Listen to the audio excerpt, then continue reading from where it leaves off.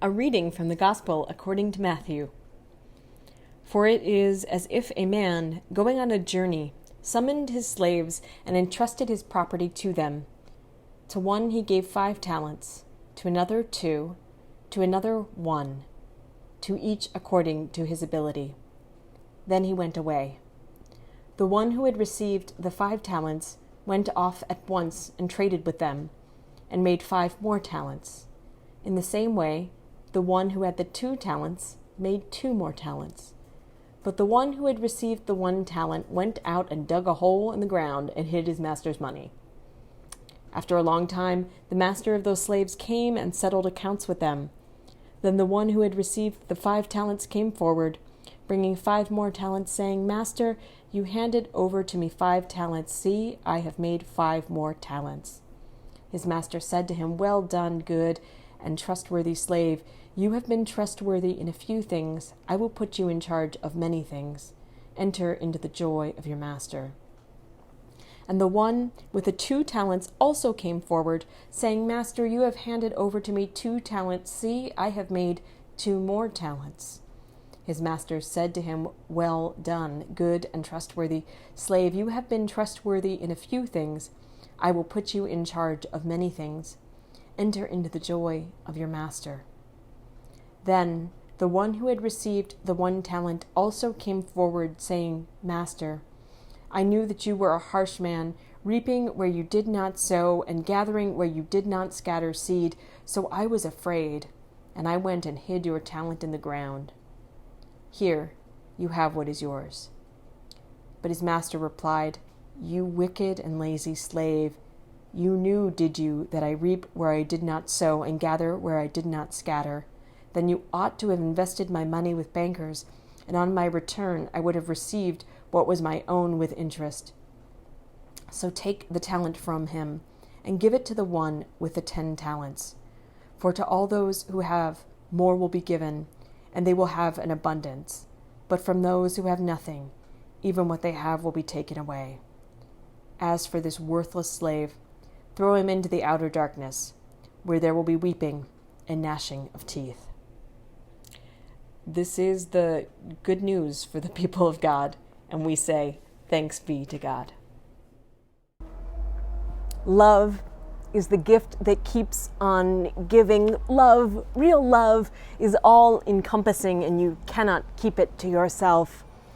Or so said a colleague of mine at a particularly poignant moment in a meeting not so long ago. We all sat in silence and soaked in the poetics until another colleague interjected to say, Yes, but the same can also be said of anxiety.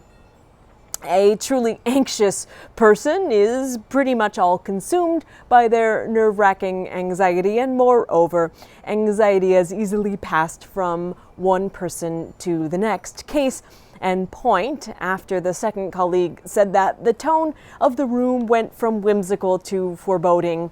One by one, I noticed everyone around the table looked at the clock or at their phones, no doubt suddenly anxious about everything else they needed to do that day.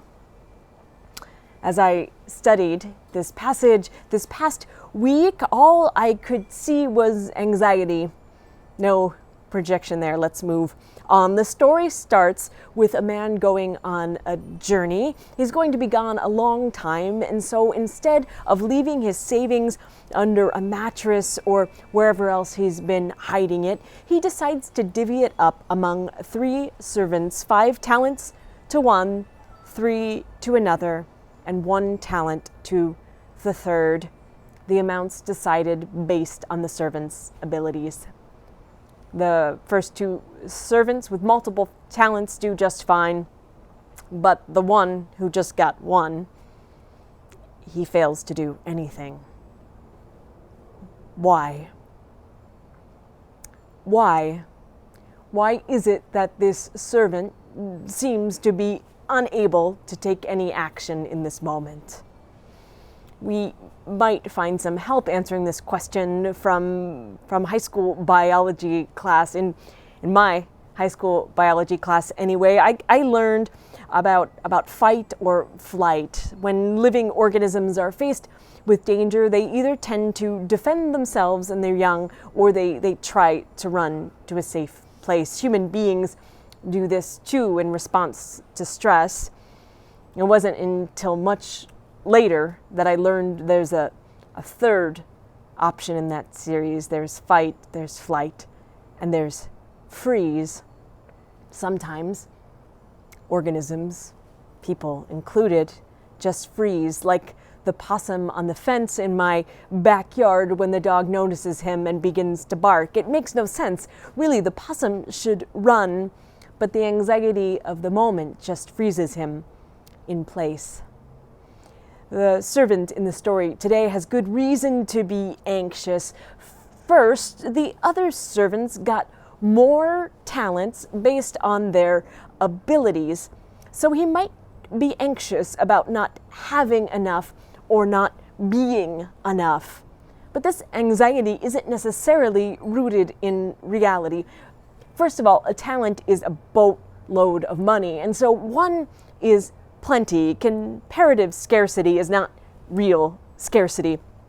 And moreover, we don't know how many servants weren't entrusted with any talents. There might be hundreds of people of whom this servant is considered to be more capable. But our human minds can't seem to help but compare ourselves to those who have more or who are more successful. And all this comparison to the people who have more or seem to be more just makes us anxious. Another popular source of anxiety is just general overwhelm. Investing money, after all, requires some learning and planning. Perhaps he has never done this before. He says it himself that he was afraid to take action, maybe because he is daunted by the prospect of all of the work and research required, maybe because he looked at all that needed to be done and deemed that it was impossible. This reminds me of a time that I was moving. If you've ever had the joy of packing up an apartment or a house, you know there is the moment that you think you are nearly done, and there is the moment that you actually are. Once, I was sitting in the wide chasm between those two realities. I had been working for hours and hours and thought that I was almost there, and I looked around and realized that half of the apartment still needed to be packed. And so I did what anyone would do in that situation. I promptly sat down on the floor and stress ate an entire box of cereal. It was frosted shredded wheat, and it was delicious. As I was nearing the end of the box, a friend called and asked how it was going, and I told her that I couldn't move off the floor. A few minutes later, she walked into my door, and she just started washing the dishes that were still in the sink. And then she put those clean dishes in the last box in the kitchen, and then she taped that box shut, and then she walked that box out to the truck. She just took one step, and then another, and then another. She took one small and faithful step at a time, and in so doing, she showed me the way forward. The way to walk through and out of debilitating anxiety is one small and faithful step at a time. I like to imagine a different parable with a different story about the same servant. He was afraid and anxious about the talent with which he had been entrusted, and so he woke up the morning after the master left, and he decided to take a walk. And he took time to pray, and maybe he washed his tunic or did whatever he did to pull himself together. And then he was courageous enough to call upon the other two servants with talents and say, "How did you invest yours? What do I need to do first?" Isn't it possible that one thing would have led to another? Isn't it typical that when we take one step, the next step and the step after seem to present themselves. We get to write that version of the parable because, counter to the traditional misreading of this text, this is not a story about a final judgment at the end of our mortal lives. This is a parable about what the kingdom of God is, and Jesus says that the kingdom of God is right now, right here.